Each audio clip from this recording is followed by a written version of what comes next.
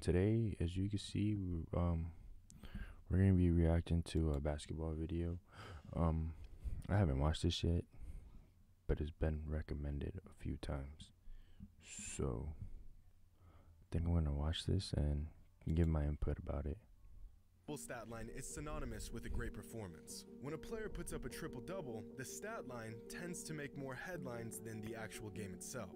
But with each and every NBA season, the once fleeting triple-double has become more and more common. The stat line is almost casual at this point, no more rare than a 30-point game. And because of this, the triple-double has lost its once legendary status. Players are now chasing the stat line, putting their box score above the actual success of their team, disregarding the win-loss column and focusing solely on the points, rebounds, and assist column.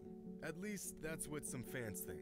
The main perpetrator being Russell Westbrook. His methods to piling up wild stat lines often look more like... Bro, I do not care what anybody says. If you think that Westbrook stat pads, you're a casual.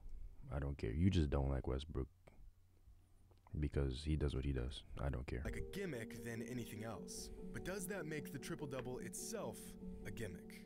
A charade of a stat line disguised... Yo, that was probably one of the funniest things. That meme that went around when LeBron's sitting there looking at the stats or whatever, and Westbrook's like making sure itself as a great all-around game. Or is the triple-double still the gold standard for a great game of basketball? Well, there's only one way to find out.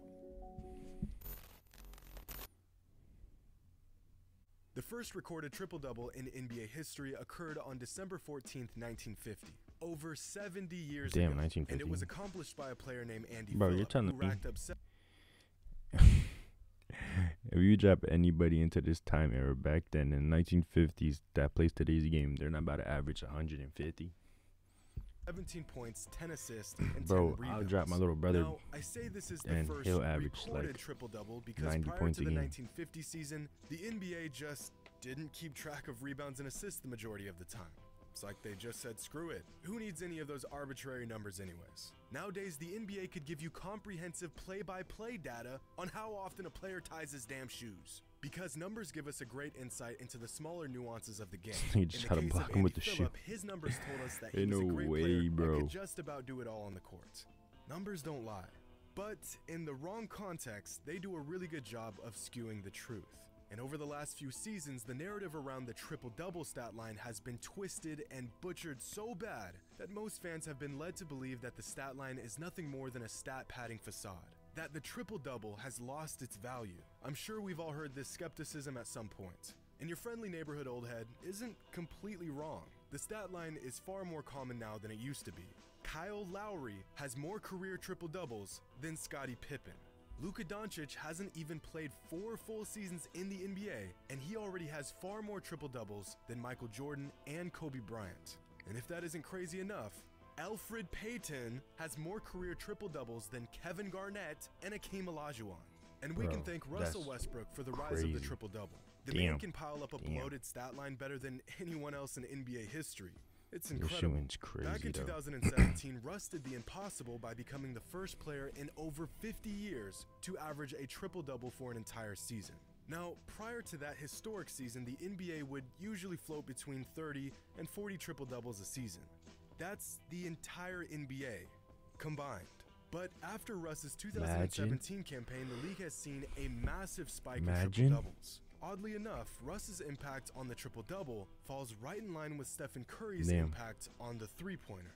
In other words, Westbrook is to the triple-double what Stephen Curry is to the three-pointer. Fair to say. But triple-doubles and three-pointers are extremely different from one another. Very much. Anyone can jack up more threes every game, although most players probably shouldn't.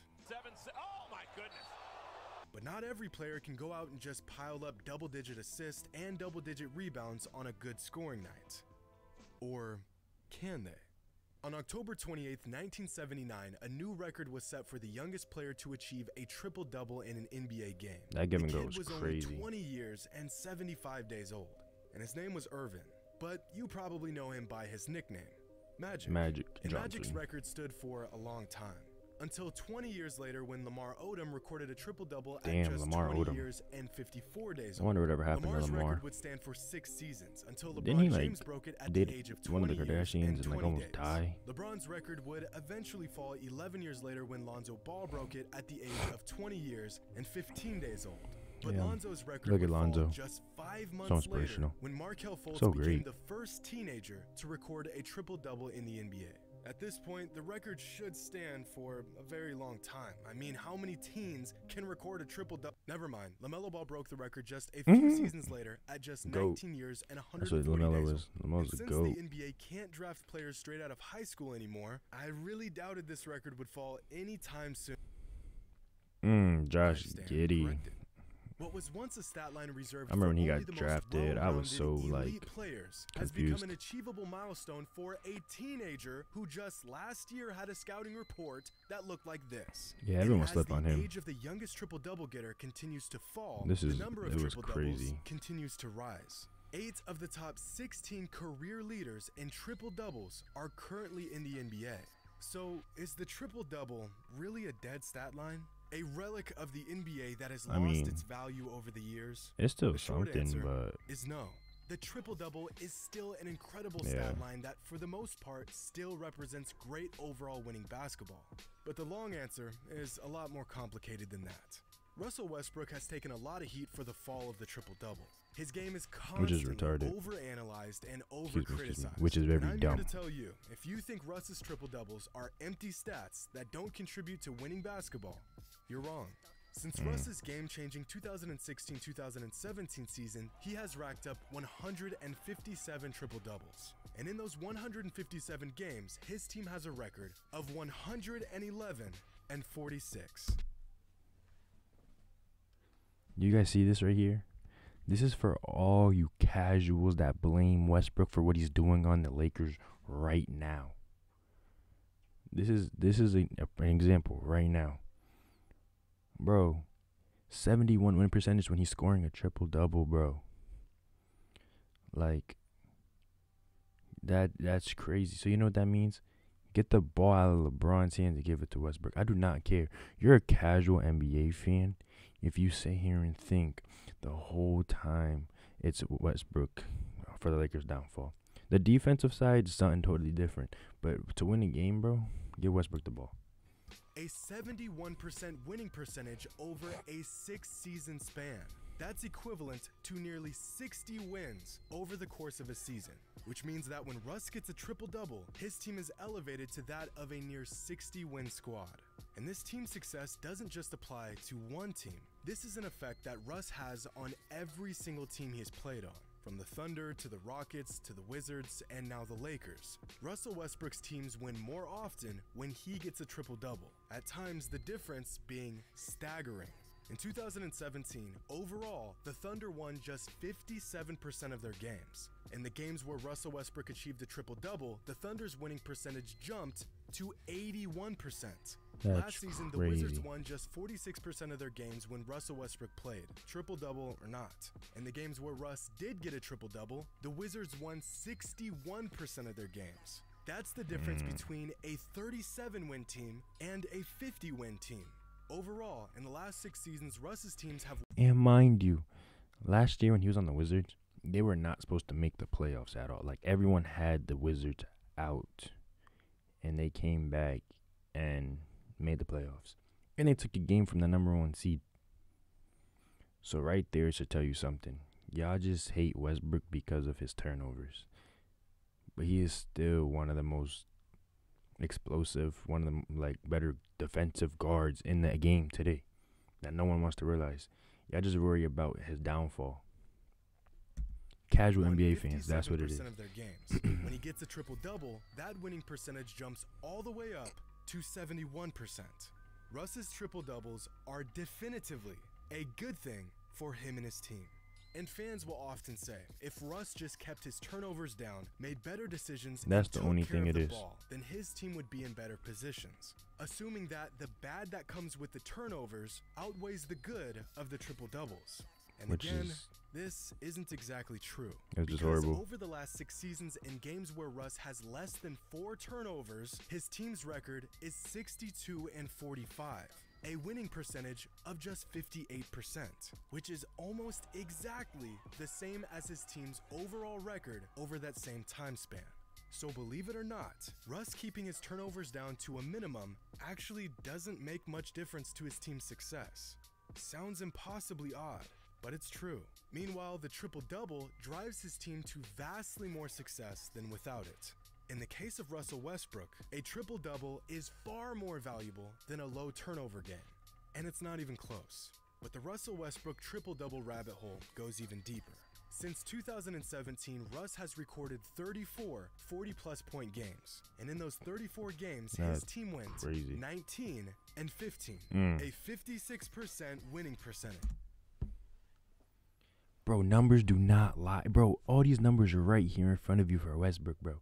And if you still think Westbrook is the problem today, then stop watching basketball. I promise to God. For every basketball fan that watches this, if you do not like Westbrook, he did something to you. He took your girl. He took some money from you. Like, bro, I don't care. Westbrook is my favorite point guard. I do not care. So I'm going to be, like, biased about it. And I'm going to be honest about it. Yeah, I'm going to be biased, but bro, you can't argue against numbers. Just the same thing which y'all do with Michael Jordan and LeBron James. Y'all bring up numbers and everything like that. Even though LeBron has better, what's it called? He's beaten Jordan in like almost every record there is to be beaten in. It's, Jordan done more in shortest amount of time. LeBron has longevity. Like, bro, numbers do not lie though. Like, bro, come on now. Which, again, yeah, just casual fans that think everything's supposed to be so perfect. So that means that low turnover games and high scoring games are both far less valuable to Russ and his teams than the triple-double is. Not only is the triple-double, this is why Westbrook on his own team is, the triple-double is quite he does great, literally in my the opinion. best thing Russell Westbrook can do for his team. In fact, generally speaking, the triple-double is one of the best things a player can achieve for his team across the league. These are the league leaders in triple-doubles since the 2016-2017 season. And across the board, the success of each player's teams jumps considerably whenever they get a triple-double. I think triple-doubles have gotten a bad rap in the same way that three-pointers have. Yes, if a player knocks down, let's say, 8 threes in a game, fans expect that player's team to win. But then again, the game is evolving. Like, us as humans are evolving. That's why we have so much stuff to like get better at and do, because we're learning every day. The more you do, you know what I'm saying? So that's why from like the 1950s to 2020s, like, bro, the game is evolving. So you're gonna have everything different. You pick Curry in the 1960s, bro, or when the 3-point line first got invented, and Curry does what he does today. Then you're telling me Curry's not gonna have over 5,000 3-pointers made? Come on, guys.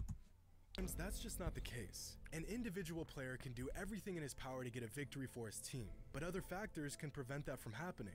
And this applies with triple-doubles. People expect that a massive stat line in the form of a triple-double must equate to a win, or the numbers were empty, or the player was just padding his stats. But that's just not how the game works. Now, I know this is a difficult concept for some to understand, but a player can have a great game and his team can still lose. I know, it's crazy, right? A triple-double doesn't automatically equate to winning every time, but it sure as hell gets your team in the winning column more often than not. Even in the case of Russell Westbrook. Over the last 5 seasons, there have been 534 triple-doubles recorded across the NBA.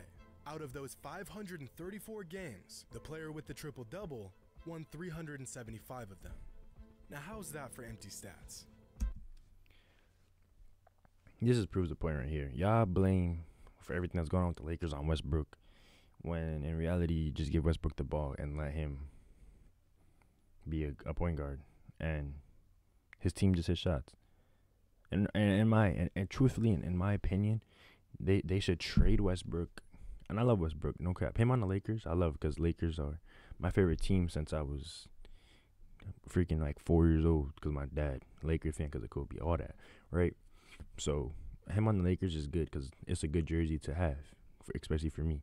But trade Westbrook, yeah, trade him to a team where it's him and a big man, like the Sixers. The Sixers need to trade Ben Simmons for Westbrook. That's a win for both teams. And if you don't think that's a win for the 76ers, then just stop watching basketball. Delete 2K because I know you got 2K somewhere, and stop thinking you know everything. Like, do your research, bro. Do you see Jimmy? This is why Jimmy High Roller is one of the best. He should be analytics for the NBA, bro. Like, you know how much research you have to do for this? That none of y'all do, bro. 11 minutes worth of research, and y'all sit here and look at one game and think, oh, he's a bust. Oh, he's stat padding. He's this. He's trash. Like, bro, none of you guys are great basketball players because none of y'all in the NBA, clearly. Like, none of y'all could do what he's doing, and y'all just want to blame him for it. You feel me? But this is just my opinion on, like, the whole Westbrook thing, because, I just want to blow everything out of proportion because he has, like, a few turnovers a game. Like, okay, bro. Look at Curry, bro. One of the greatest three-point shooters ever. No, the greatest three-point shooter ever, mind you. And over the drought of last month and currently this month, he's having low percentages from threes. He's shooting 12, 13 threes a game and only hitting 3 or 4. Like, come on. Those are like 11 to 12 shots you're missing, bro, that you could have had up for an open teammate. But none of you guys want to sit here and really dig deep into that. But that's just my opinion on everything. You know, you can take it how it is. Let me hear some of y'all opinions down in the comments below. No cap, because I want to hear what y'all have to say too. So if you enjoyed the video, leave a like. Go check out Jimmy High Roller. He does great content about basketball. So if you're a basketball fan, go check him out. But if you're new, subscribe. It's always good to have new people around. And just leave a like on the video. Comment what you guys think. And until the next one, check you guys out.